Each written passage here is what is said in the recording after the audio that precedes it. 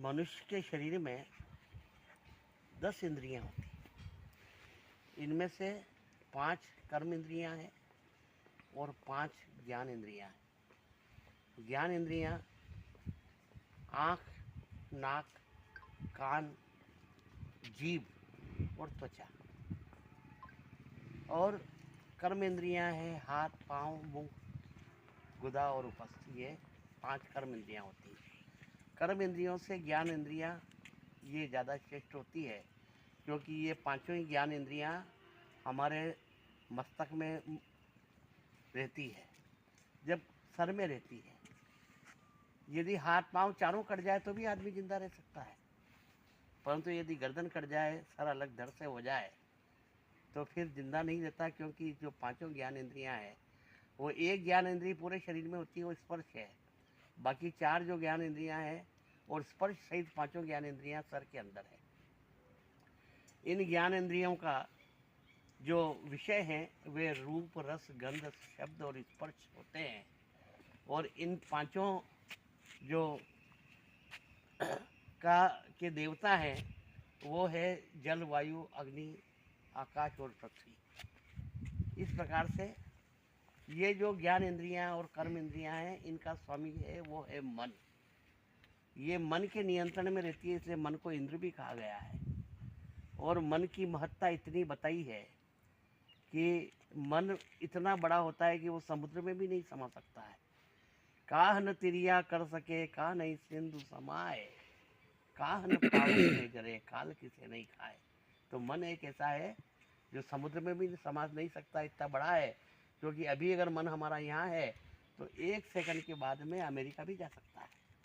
इसलिए मन की गति बहुत बड़ी होती है और मन से ही सब कुछ होता है। मन से ही मनुष्य जीतता है और मन से ही हारता है। हार जब होती है जब हम मान लेते हैं, और जीत जब होती है कि जब हम ठान लेते हैं। तो मान लेना और ठान लेना ये दोनों किसका काम है? ये मन का ही है। आदमी तन से हार जाए तो कोई बात नहीं, पर मन से हार जाए तो फिर वो कभी नहीं जीत सकता है। इसलिए मन को आदमी मजबूत बना करके रखेगा। मन जो है वो दर्पण के समान होता है। यदि वो फूट जाता है तो फिर हमें अपना प्रतिबिंब नजर नहीं आता है। और मन ही इंद्रियों का स्वामी है, इसलिए उसे इंद्र कहते हैं। वह देवता है। मन ही देवता, मन ही ईश्वर, मन से बड़ा न कोई। और मन उजियारा जब फैले तो जग उजियारा होए। जब मन में प्रकाश पैदा होता है तभी पूरा संसार प्रकाशित नजर आता है। और यदि मन में अंधेरा हो गया तो फिर चारों तरफ अंधकार ही अंधकार नजर आता है। इसलिए तुलसीदास जी ने भी लिखा कि निर्मल मन जन सो मोहि पावा, मोहि कपट छल छिद्र न भावा। जिसका मन निर्मल होता है वही परमात्मा को प्राप्त कर सकता है। और कबीरदास जी ने तो यहाँ तक लिख दिया कि कबीरा मन निर्मल भया, जैसे गंगा नीर, पाछे पाछे हरि फिरे, कहत कबीर कबीर। यदि आपका मन निर्मल है तो भगवान आपके पीछे पीछे पीछे आपका नाम लेंगे। आपको भगवान का नाम लेने की कोई आवश्यकता नहीं है। तो धरती फाटे मेघ मिले, कपड़ा फाटे डोर, तन फाटे औषध मिले, पर मन फाटे नहीं ठोर।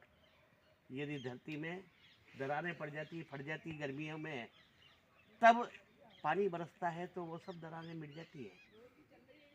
जब कपड़ा फट जाता है तो सुई धागे से, डोर से उसको सिलो तो वो जुड़ जाता है। और शरीर में कोई घाव हो जाए तो टाँके लगा दो, औषध कर दो तो वह जुड़ जाता है। पर अगर मन फट गया किसका तो फिर वो जुड़ने वाला नहीं है। इसलिए अपने मन पे हमेशा नियंत्रण करें, उसे हमेशा निर्मल बना के रखें, उसे उजियारे में रखें, मन में अंधेरा नहीं आने दें।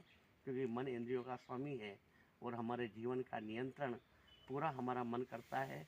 हमारा मन करता है वही हम करते हैं। इसलिए वही करें जो आपका मन के ऊपर नियंत्रण हो, और मन का जिसने नियंत्रण कर दिया उसी का जीवन सफल होता है।